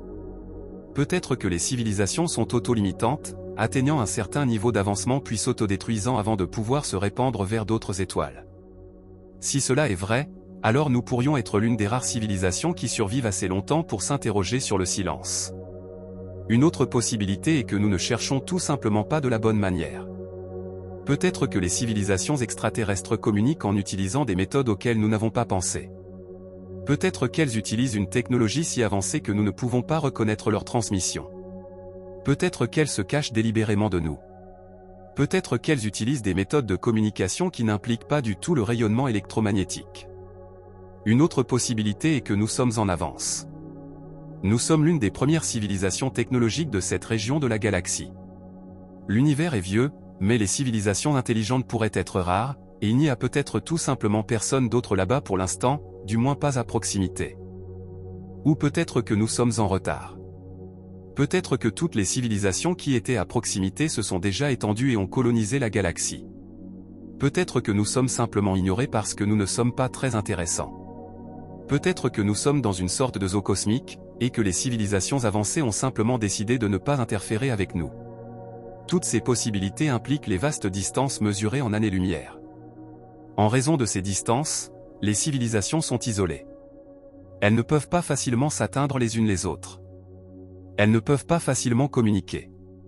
L'univers est trop grand, et le voyage et la communication sont trop lents. Et cela nous ramène à la compréhension fondamentale, les années-lumière ne sont pas seulement des mesures astronomiques. Ce sont des limites à la communication, à l'exploration, à la possibilité d'une civilisation galactique unifiée. Ce sont les distances cosmiques qui définissent les avenirs possibles de la vie intelligente dans l'univers. Partie 11, les trous noirs et les limites de la lumière. Les années-lumière nous aident également à comprendre certains des objets les plus extrêmes de l'univers, les trous noirs. Un trou noir est une région de l'espace-temps si fortement courbée que même la lumière ne peut s'échapper de l'intérieur d'une certaine limite appelée horizon des événements. Le premier trou noir a été théoriquement prédit par John Michell et Pierre-Simon Laplace au XVIIIe siècle, puis la théorie de la relativité générale d'Einstein a fourni la compréhension moderne des trous noirs. Dans la théorie d'Einstein, une étoile suffisamment massive peut s'effondrer à la fin de sa vie, comprimant toute sa masse en un point de densité infinie appelé singularité, entouré d'un horizon des événements. Maintenant, voici quelque chose de fascinant, si vous deviez tomber dans un trou noir, vous feriez l'expérience de la spaghettification. Les forces de marée vous étireraient. Vos pieds subiraient une gravité plus forte que votre tête, et la différence augmenterait à mesure que vous approcheriez de l'horizon des événements. Vous seriez étiré comme un spaghetti. C'est pourquoi on l'appelle parfois l'effet spaghetti. Mais plus pertinent pour notre discussion sur les années-lumière, si vous deviez d'une manière ou d'une autre tomber dans un trou noir tout en tenant une lampe de poche, la lumière de votre lampe de poche serait courbée par la gravité intense. La lumière suivrait des chemins courbes autour du trou noir. Une partie de la lumière finirait par s'échapper et voyager vers l'extérieur à travers l'espace. Mais à mesure que vous vous rapprocheriez de l'horizon des événements, de moins en moins de votre lumière s'échapperait. Une fois que vous auriez franchi l'horizon des événements, aucune lumière ne s'échapperait du tout. Vous disparaîtriez dans une région d'où aucune information ne pourrait s'échapper. C'est pourquoi les trous noirs sont si intéressants pour étudier les années-lumière. Les trous noirs courbent l'espace et le temps si extrêmement qu'ils démontrent les limites de la capacité de la lumière à échapper à la gravité. Ils nous montrent que dans certaines circonstances, la lumière dont nous dépendons pour explorer l'univers peut être piégée et empêcher de nous atteindre. Le trou noir au centre de notre galaxie, Sagittarius à astérisque, a environ 4 millions de fois la masse du Soleil. Il est à environ 26 000 années-lumière. La lumière de la région autour de ce trou noir voyage depuis 26 000 ans pour nous atteindre. Lorsque nous l'observons avec l'Event Horizon Télescope, nous observons la lumière qui a quitté une région autour d'un trou noir supermassif dans le passé lointain. Et voici quelque chose de remarquable, l'Event Horizon Télescope a en fait pris une photo d'un trou noir. En 2019, la collaboration a annoncé la première image directe d'un trou noir, le trou noir supermassif au centre de la galaxie M87. L'image montrait l'ombre du trou noir contre le fond lumineux de matière tourbillonnant autour de lui. Cette image a été créée en combinant les données de radiotélescopes du monde entier, créant un télescope efficace de la taille de la Terre. La lumière du trou noir avait voyagé à travers 55 millions d'années-lumière pour atteindre ces télescopes. Et à partir de cette lumière, reçue à travers une distance cosmique plus grande que nous ne pouvons l'imaginer facilement, nous avons obtenu la première image d'un trou noir. C'est une réalisation stupéfiante. Cela montre que malgré les vastes distances et les conditions extrêmes près des trous noirs, nous pouvons toujours extraire des informations à leur sujet grâce à la lumière qu'ils émettent. Les années-lumière peuvent nous séparer de ces objets exotiques, mais la lumière elle-même nous apporte des informations à leur sujet. Partie 12, les étoiles à neutrons et les phares cosmiques. Un autre objet extrême que les années-lumière nous aide à étudier est l'étoile à neutrons. Une étoile à neutrons est le vestige dense laissé derrière lorsqu'une étoile massive subit une explosion de supernova. Elle est si dense qu'une cuillère à café de matière d'étoile à neutrons pèserait environ 6 milliards de tonnes. Elle est plus dense qu'un noyau atomique, avec des neutrons si serrés qu'ils sont maintenus par la pression de dégénérescence des neutrons. Les étoiles à neutrons peuvent émettre de la lumière et d'autres rayonnements, mais de nombreuses étoiles à neutrons, en particulier les pulsars, émettent un faisceau étroit de rayonnement depuis leur pôle magnétique. À mesure que l'étoile à neutrons tourne, ce faisceau balaie l'espace comme un faisceau de phare. Si nous nous trouvons sur le chemin de ce faisceau, nous détectons des impulsions régulières de rayonnement. C'est ainsi que les pulsars ont été découverts. Le premier pulsar a été découvert en 1967 par Jocelyn Bell Burnell et Anthony Hewish. Ils ont détecté un signal régulier de l'espace, si régulier qu'ils l'ont initialement appelé LGM1, pour Little Green Men. Ils pensaient que cela pourrait être un signal d'une civilisation extraterrestre. Mais il s'est avéré être un pulsar, une étoile à neutrons émettant des impulsions régulières de rayonnement. Depuis lors, des milliers de pulsars ont été découverts. Certains d'entre eux sont dans des systèmes binaires où ils tirent de la matière d'une étoile compagne. Certains d'entre eux tournent incroyablement vite, plus de 1000 fois par seconde. Certains d'entre eux sont dans des restes de supernova, les coquilles en expansion de débris laissés par une explosion de supernova. Et tous ces pulsars sont séparés de nous par des années-lumière. Le pulsar le plus proche est à environ 280 années-lumière. La lumière de ce pulsar met 280 ans pour nous atteindre. Lorsque cette lumière a quitté le pulsar, les États-Unis étaient encore un pays nouvellement formé. La Constitution venait d'être ratifiée.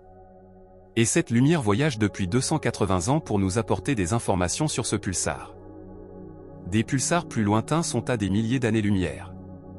Le pulsar du Crabe, un célèbre pulsar dans la nébuleuse du Crabe, est à environ 6500 années-lumière. C'est le vestige d'une supernova observée par des astronomes chinois en 1054. La lumière de cette explosion a mis 6500 ans pour atteindre la Terre. Lorsque l'explosion s'est produite, la civilisation humaine était suffisamment avancée pour l'observer, mais la lumière de l'explosion a voyagé pendant des milliers d'années avant que quiconque puisse la voir. Et maintenant nous observons le pulsar du Crabe avec des télescopes. Nous pouvons mesurer les impulsions régulières qu'il émet. Nous pouvons regarder comment il ralentit au fil du temps à mesure qu'il perd de l'énergie. Nous pouvons étudier le rayonnement synchrotron du pulsar, rayonnement émis par des électrons tourbillonnant autour du champ magnétique du pulsar. Toute cette information provient de la lumière qui a voyagé 6500 années-lumière pour nous atteindre. Les années-lumière sont la distance cosmique qui nous sépare de ces objets exotiques, mais elles sont aussi le moyen par lequel nous les étudions. La lumière apporte des informations à travers ces distances. Partie 13, le fond cosmique micro-ondes et le regard en arrière dans le temps. L'un des outils les plus importants pour étudier l'univers en utilisant la lumière est le fond cosmique micro-ondes, ou CMB. Le CMB est la rémanence du Big Bang lui-même. C'est la lumière la plus ancienne de l'univers, libérée lorsque l'univers n'avait que 380 000 ans environ. Lorsque l'univers a commencé, il était incroyablement chaud. C'était un plasma chaud et dense de particules et de rayonnement. À mesure que l'univers s'étendait, il se refroidissait. Lorsqu'il s'est suffisamment refroidi, environ 380 000 ans après le Big Bang, les électrons se sont combinés avec les protons pour former des atomes d'hydrogène. Cet événement est appelé recombinaison. Avant la recombinaison, l'univers était opaque, la lumière ne pouvait pas voyager très loin car elle continuait d'être absorbée et diffusée par des électrons libres. Après la recombinaison, l'univers est devenu transparent et la lumière a pu voyager librement. La lumière qui a été libérée au moment de la recombinaison voyage depuis lors. Aujourd'hui, elle remplit tout l'univers, venant à nous de toutes les directions. Nous la détectons comme un rayonnement micro-ondes. C'est le fond cosmique micro-ondes. Le CMB est incroyablement uniforme. Peu importe la direction dans laquelle vous regardez, la température du CMB est presque exactement la même, 2,7 Kelvin, juste 2,7 degrés au-dessus du zéro absolu. Mais il y a de minuscules variations, des différences d'environ une partie sur 100 000. Ces minuscules variations sont incroyablement importantes car elles nous renseignent sur la structure et les propriétés de l'univers primitif. La puissance du CMB réside dans le fait que nous observons l'univers tel qu'il était il y a 13,8 milliards d'années. La lumière du CMB voyage depuis 13,8 milliards d'années. Nous voyons l'univers tel qu'il était lorsque les atomes se sont formés pour la première fois. Nous voyons la rémanence du Big Bang. En analysant les variations de température dans le CMB, nous pouvons déterminer l'âge de l'univers, la composition de l'univers, la géométrie de l'univers et la façon dont l'univers s'étend. Les variations du CMB encodent des informations sur les propriétés de l'univers aux plus grandes échelles. C'est la puissance des années-lumière poussée à l'extrême. Nous regardons en arrière dans le temps jusqu'au premier moment de l'univers, au-delà des premières galaxies, au-delà des premières étoiles, jusqu'au tout début de l'univers tel que nous le connaissons. Et nous le faisons en analysant la lumière qui a voyagé pendant toute l'âge de l'univers. Le CMB est également une limite pratique pour nos observations. Nous ne pouvons pas voir plus loin que le CMB car l'univers avant la recombinaison était opaque à la lumière. Nous ne pouvons pas observer cette époque directement en utilisant la lumière. Nous aurions besoin d'utiliser d'autres méthodes, comme les ondes gravitationnelles, pour étudier les tout premiers moments de l'univers. Partie 14, l'expansion de l'univers et la découverte de Hubble. L'une des découvertes les plus importantes de la science est la découverte que l'univers est en expansion. Cette découverte a été faite par Edwin Hubble dans les années 1920, et elle a changé notre compréhension du cosmos pour toujours. Avant la découverte de Hubble, de nombreux astronomes pensaient que l'univers était statique. Ils pensaient que les galaxies étaient réparties dans l'espace et avaient toujours été dans la même configuration. Mais Hubble a utilisé une relation entre la distance d'une galaxie et la vitesse à laquelle elle s'éloignait de nous pour montrer que l'univers est en expansion. En mesurant les distances des galaxies proches à l'aide de variables céphéides et en mesurant leur vitesse à l'aide du décalage Doppler de leur lumière, Hubble a découvert que les galaxies plus lointaines s'éloignent de nous plus rapidement. Cette relation, connue sous le nom de loi de Hubble, montre que l'univers est en expansion uniforme. Chaque galaxie s'éloigne de toute autre galaxie, et plus deux galaxies sont éloignées, plus elles s'éloignent rapidement l'une de l'autre. Cette découverte a eu des implications profondes. Si l'univers est en expansion maintenant, alors dans le passé, il était plus petit et plus dense. Si nous extrapolons suffisamment loin en arrière, nous atteignons un point où l'univers avait une taille nulle et une densité infinie. C'est le Big Bang. La loi de Hubble nous dit que l'univers a une histoire. Il n'a pas toujours existé dans son état actuel. Il a eu un commencement, il y a environ 13,8 milliards d'années, et il s'étend et évolue depuis lors. L'expansion de l'univers est mesurée par la constante de Hubble, que Hubble a initialement estimée beaucoup plus grande que la valeur actuellement acceptée. L'estimation actuelle est d'environ 70 km par seconde par mégaparsec. Cela signifie que pour chaque 3,26 millions d'années-lumière de distance, l'univers s'étend à un taux d'environ 70 km par seconde. Donc, à la distance de la galaxie d'Andromède, à 2,5 millions d'années-lumière, l'espace s'étend à un taux d'environ 54 km par seconde. La galaxie est emportée loin de nous par l'expansion de l'espace à cette vitesse. Mais attendez, Andromède se déplace en fait vers nous. Nous pouvons le voir à partir du décalage Doppler de sa lumière. Elle se déplace à environ 110 km par seconde vers nous. Ce mouvement est réel par rapport à nous, séparé de l'expansion de l'espace. C'est le mouvement local d'Andromède à travers l'espace, causé par la gravité au sein du groupe local de galaxies. À des distances beaucoup plus grandes, l'expansion de l'univers domine les mouvements locaux. À des distances de milliards d'années-lumière, les galaxies sont emportées loin de nous par l'expansion de l'espace à des vitesses approchant ou dépassant la vitesse de la lumière. C'est l'observation qui a conduit à la découverte de l'énergie noire, une force mystérieuse qui fait accélérer l'expansion de l'univers. Partie 15, l'énergie noire et l'univers en accélération. En 1998, les astronomes ont fait une découverte surprenante. Ils observaient des supernovas lointaines pour mesurer comment l'expansion de l'univers ralentissait. Dans l'univers primitif, la gravité aurait ralenti l'expansion. Ils s'attendaient à constater que l'expansion décélérait. Au lieu de cela, ils ont découvert que l'expansion accélérait. L'univers ne ralentit pas. Il accélère. C'était inattendu, et ce n'est toujours pas complètement compris. La cause de cette accélération est appelée énergie noire, et elle constitue environ 68% de la densité totale d'énergie de l'univers. L'énergie noire est mystérieuse. Nous ne savons pas ce que c'est. Cela pourrait être l'énergie du vide de l'espace lui-même, une propriété du vide quantique. Cela pourrait être un nouveau type de champ fondamental. Cela pourrait être quelque chose auquel nous n'avons pas encore pensé.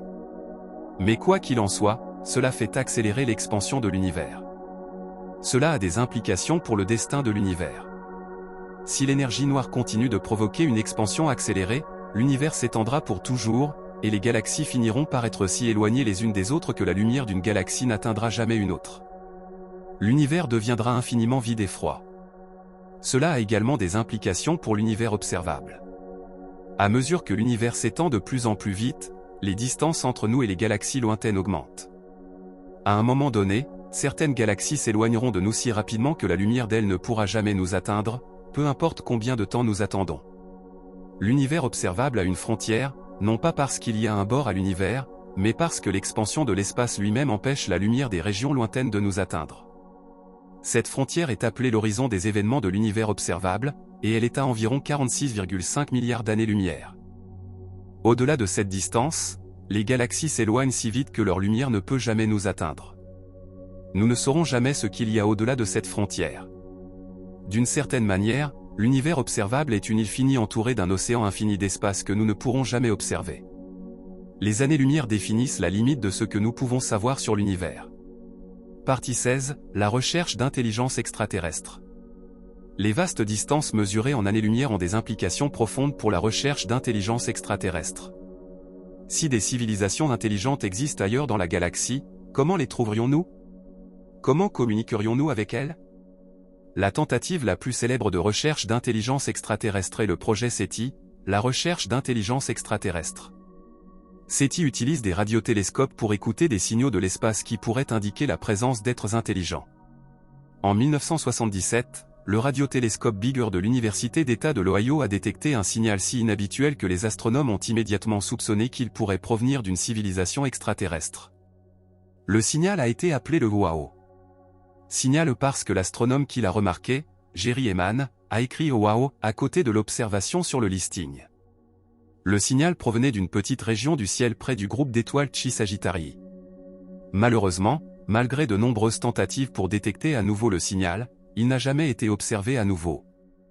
Il reste l'une des anomalies les plus intrigantes de la recherche d'intelligence extraterrestre, et nous ne savons toujours pas ce que c'était. Même si nous détectons un signal d'une civilisation intelligente, la communication serait extrêmement difficile en raison des années-lumière. Si le signal provenait d'une civilisation à 50 années-lumière, et que nous envoyions une réponse, il ne recevrait pas notre réponse avant 100 ans. La conversation prendrait des siècles.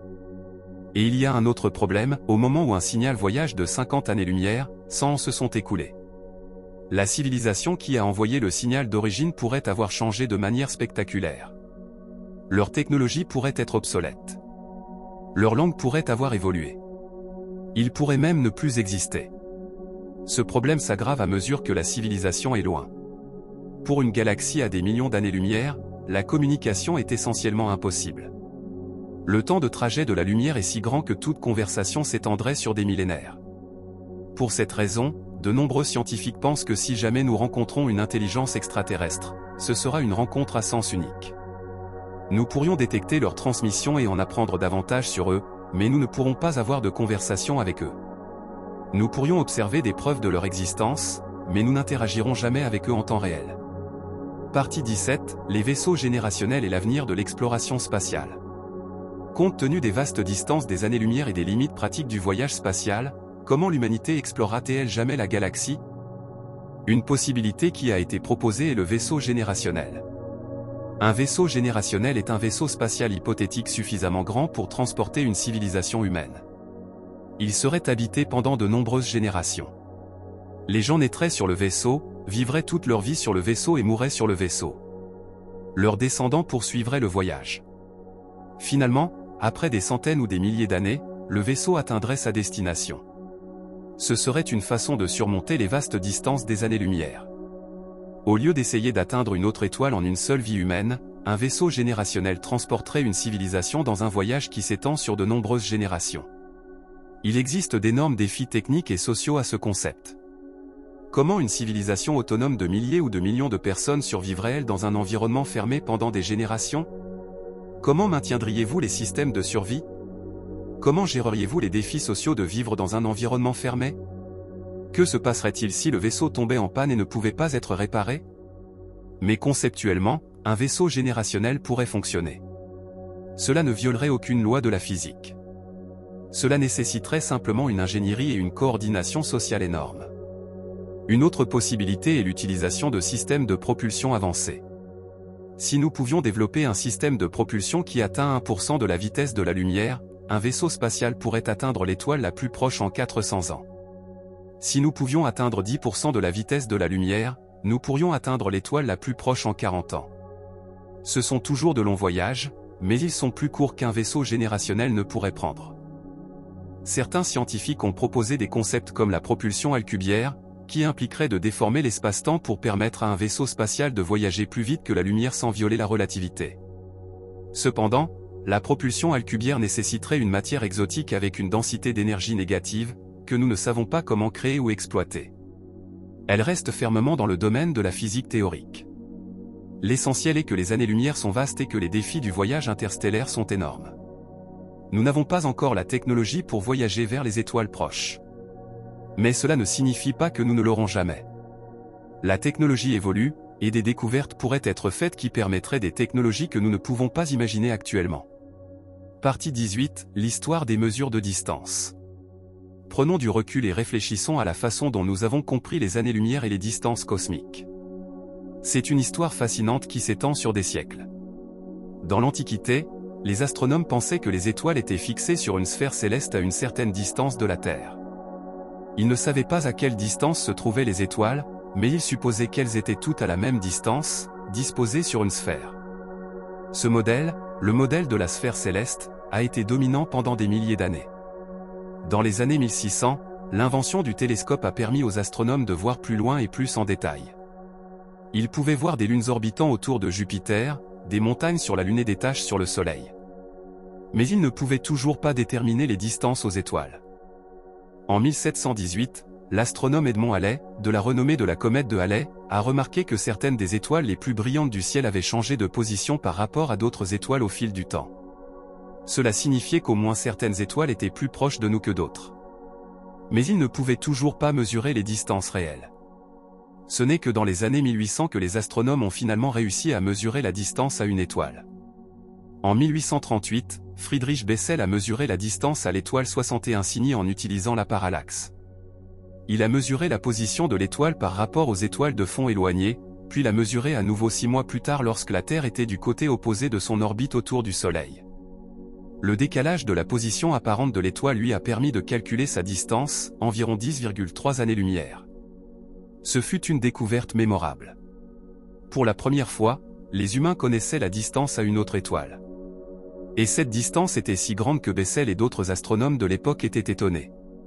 Avec cette méthode, les astronomes ont commencé à mesurer les distances à de plus en plus d'étoiles. Mais la parallaxe ne fonctionne que pour les étoiles relativement proches. Pour les étoiles plus éloignées, le décalage de parallaxe est trop faible pour être mesuré. Les astronomes ont donc développé d'autres méthodes. Au début des années 1900, les astronomes avaient découvert les étoiles variables céphéides, des étoiles dont la luminosité varie régulièrement au fil du temps.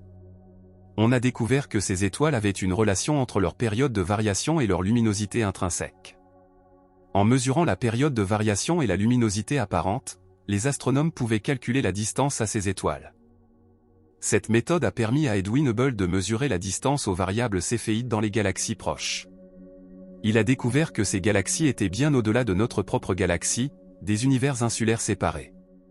C'était révolutionnaire. Cela a élargi l'univers d'une seule galaxie à un univers de galaxies. Avec ces mesures de distance, les astronomes pouvaient déterminer les distances à d'autres galaxies et commencer à comprendre l'échelle de l'univers. Ils ont découvert que l'univers est en expansion et qu'il a eu un commencement, le Big Bang. L'histoire des mesures de distance est une histoire d'ingéniosité humaine et de la volonté persistante de comprendre le cosmos. Chaque nouvelle méthode a étendu notre portée, nous a permis de mesurer des distances plus importantes et a révélé un univers plus grand et plus complexe qu'on ne l'imaginait auparavant. Partie 19, les limites technologiques de l'observation. Alors que nous atteignons les limites de l'univers observable, nous atteignons également les limites de ce que notre technologie actuelle peut observer. Le télescope spatial James Webb peut voir des galaxies de l'époque où l'univers était très jeune, mais même lui ne peut pas tout voir. Pour voir plus loin dans le temps et observer des objets plus distants, nous aurions besoin de télescopes encore plus puissants. La prochaine génération de télescopes au sol, comme l'Extremely Large Telescope et le Giant Magellan Telescope, seront beaucoup plus grands que les télescopes actuels et auront des capacités améliorées. Mais il existe des limites fondamentales à la puissance d'un télescope. Plus le télescope est grand, plus il est coûteux à construire. Plus le projet est ambitieux, plus il faut de temps pour le réaliser. Et il existe des limites pratiques à la quantité d'informations que vous pouvez extraire de la faible lumière des galaxies lointaines. Il y a aussi le problème de la pollution lumineuse. La plupart des grands télescopes sont situés dans des endroits reculés pour s'éloigner des lumières de la ville. Mais à mesure que la population mondiale augmente et que le développement s'accroît, la pollution lumineuse devient un problème pour de plus en plus d'observatoires. Le ciel nocturne devient plus lumineux, ce qui rend plus difficile l'observation des objets faibles. Certains ont proposé des observatoires spatiaux pour s'éloigner de la pollution lumineuse et de la distorsion atmosphérique. Le télescope spatial James Webb est un observatoire spatial, et c'est l'une des machines les plus complexes jamais construites. Les futurs observatoires spatiaux pourraient être encore plus ambitieux, mais ils seraient également encore plus coûteux et longs à développer. Un autre défi est que certains types de rayonnement, comme les rayons gamma et les rayons X à haute énergie, ne pénètrent pas l'atmosphère terrestre. Nous avons donc besoin d'observatoires spatiaux pour détecter ces longueurs d'onde. Heureusement, nous disposons de plusieurs satellites capables de détecter le rayonnement à haute énergie de l'espace, et ils ont fait d'importantes découvertes sur les sursauts gamma, les trous noirs et d'autres objets extrêmes. Et puis il y a les défis de l'étude de l'univers très lointain. Lorsque nous observons des galaxies qui sont à des milliards d'années-lumière, nous observons de la lumière qui a voyagé à travers des milliards d'années d'expansion cosmique. La lumière est très faible. Elle est également décalée vers le rouge, et tirée vers des longueurs d'onde plus longues par l'expansion de l'espace. Les télescopes infrarouges et radio sont souvent nécessaires pour détecter cette lumière. Malgré ces défis, nous continuons de repousser les limites de ce que nous pouvons observer. Chaque nouveau télescope révèle de nouvelles surprises sur l'univers. Chaque amélioration de la technologie ouvre de nouvelles fenêtres d'observation. Partie 20, les implications profondes des années-lumière. Alors que nous concluons notre exploration des années-lumière, réfléchissons à ce qu'elles signifient pour notre compréhension de l'univers et de notre place en son sein. Les années-lumière sont plus qu'une simple unité de distance. Elles sont un pont entre le familier et l'incompréhensible. Elles nous permettent de traduire l'immensité de l'univers en une unité que nous pouvons commencer à saisir. Les années-lumière nous aident à comprendre que l'univers est inimaginablement grand, que les distances entre les objets sont presque incompréhensiblement vastes et que nous sommes incroyablement petits en comparaison. Les années-lumière révèlent également le lien entre l'espace et le temps. Une année-lumière est à la fois une distance et un temps. Lorsque nous disons que quelque chose est à 4,24 années-lumière, nous disons que la lumière met 4,24 ans pour voyager de cet endroit à ici. Nous mesurons la distance en termes de temps, ce qui nous montre que l'espace et le temps sont intimement liés, comme Einstein nous l'a montré. Les années-lumière définissent également les limites de la connaissance et de l'exploration humaine. Nous pouvons observer l'univers à des distances de milliards d'années-lumière, mais nous ne pouvons pas voyager à ces distances. Nous sommes confinés dans notre petit coin de l'univers par la limite de vitesse cosmique. Mais nous ne sommes pas entièrement isolés. La lumière apporte des informations de tout l'univers. Nous pouvons apprendre sur les objets distants en étudiant la lumière qu'ils émettent. Les années-lumière ont également une profonde implication philosophique, elles nous montrent que nous vivons dans le passé. Lorsque vous regardez le ciel nocturne, vous ne voyez pas l'univers tel qu'il est en ce moment. Vous voyez l'univers tel qu'il était dans le passé. Plus un objet est éloigné, plus vous le voyez dans le passé. Cela signifie que le ciel nocturne est un livre d'histoire cosmique. Chaque étoile, chaque galaxie, chaque objet que vous voyez est un messager du passé. La lumière que vous voyez a voyagé à travers l'espace et le temps pour vous atteindre. En étudiant cette lumière, vous lisez l'histoire de l'univers. Et c'est quelque chose de vraiment remarquable. Malgré les vastes distances qui nous séparent du reste de l'univers, malgré la limite de vitesse cosmique qui nous empêche de voyager à ces distances, nous avons trouvé un moyen d'en apprendre davantage à leur sujet. Nous avons appris à lire la lumière qui apporte des informations de tout l'univers. Les années-lumière représentent à la fois une limitation et une réussite. Elles limitent notre capacité à explorer l'univers physiquement, mais elles permettent également notre capacité à comprendre l'univers intellectuellement. Ce sont les distances cosmiques qui nous séparent des étoiles, mais elles sont aussi le messager cosmique qui nous apporte les histoires des étoiles. Partie 21, conclusion. Donc, les années-lumière, la distance qui brise nos cerveaux. Elles brisent nos cerveaux parce qu'elles sont si vastes que notre histoire évolutive ne nous a pas préparés à les comprendre intuitivement. Nos cerveaux ont évolué pour comprendre les distances en termes de savane africaine, peut-être quelques miles au plus. Nous ne sommes pas équipés pour visualiser des millions d'années-lumière. Nous avons besoin de mathématiques et d'analogies pour même avoir une conversation sur des distances aussi vastes. Mais comprendre les années-lumière est important. C'est important parce que cela nous aide à comprendre l'univers. Cela nous aide à réaliser à quel point le cosmos est vaste et à quel point nous sommes petits en comparaison. Cela nous aide à apprécier les réalisations de la science en étant capable de mesurer des distances aussi vastes et d'observer l'univers à travers ces distances. Les années-lumière sont la règle cosmique qui nous permet de mesurer l'univers. Elles sont le lien entre nous et les étoiles lointaines. Elles sont le voyage dans le temps qui nous permet de regarder en arrière vers l'univers primitif. Elles sont l'isolement qui nous sépare du reste de la galaxie. Elles sont tout ce qui rend l'univers aussi vaste et merveilleux qu'il l'est vraiment. Lorsque vous levez les yeux vers le ciel nocturne et voyez une étoile, cette lumière a voyagé pendant des années, des décennies, des siècles ou des millénaires. Vous voyez le passé. Vous voyez un message d'un endroit lointain et d'un temps lointain. Et en comprenant les années-lumière, vous comprenez l'histoire de l'univers, écrite à la lumière des étoiles. L'univers est vaste au-delà de la compréhension. Il contient plus d'étoiles qu'il n'y a de grains de sable sur chaque plage de la Terre. Il s'étend sur des milliards d'années-lumière dans toutes les directions. Et dans ce vaste cosmos, sur une petite planète orbitant autour d'une étoile moyenne, nous existons. Nous sommes capables de comprendre l'univers. Nous sommes capables de mesurer ses distances et d'apprendre son histoire. Ce n'est pas juste remarquable. C'est extraordinaire. Les années-lumière nous rappellent que nous faisons partie de quelque chose de beaucoup plus grand que nous. Nous faisons partie d'un cosmos qui est ancien et vaste et rempli de merveilles que nous commençons à peine à comprendre. Et grâce à la lumière qui nous parvient de ces distances cosmiques, nous sommes connectés à cet univers. Nous sommes connectés aux étoiles. Donc, la prochaine fois que vous regarderez le ciel nocturne, rappelez-vous, vous regardez en arrière dans le temps. Vous voyez une lumière ancienne provenant de sources lointaines. Vous assistez à une histoire cosmique écrite à la lumière des étoiles. Et vous le faites depuis une petite planète, avec un cerveau qui n'a pas été conçu pour comprendre des distances aussi vastes, mais qui les comprend quand même d'une manière ou d'une autre. C'est la puissance des années-lumière. C'est la puissance de la curiosité et de l'intelligence humaine. Et c'est pourquoi les années-lumière comptent. L'univers attend. Les étoiles appellent. Et les années-lumière sont le pont entre elles et nous.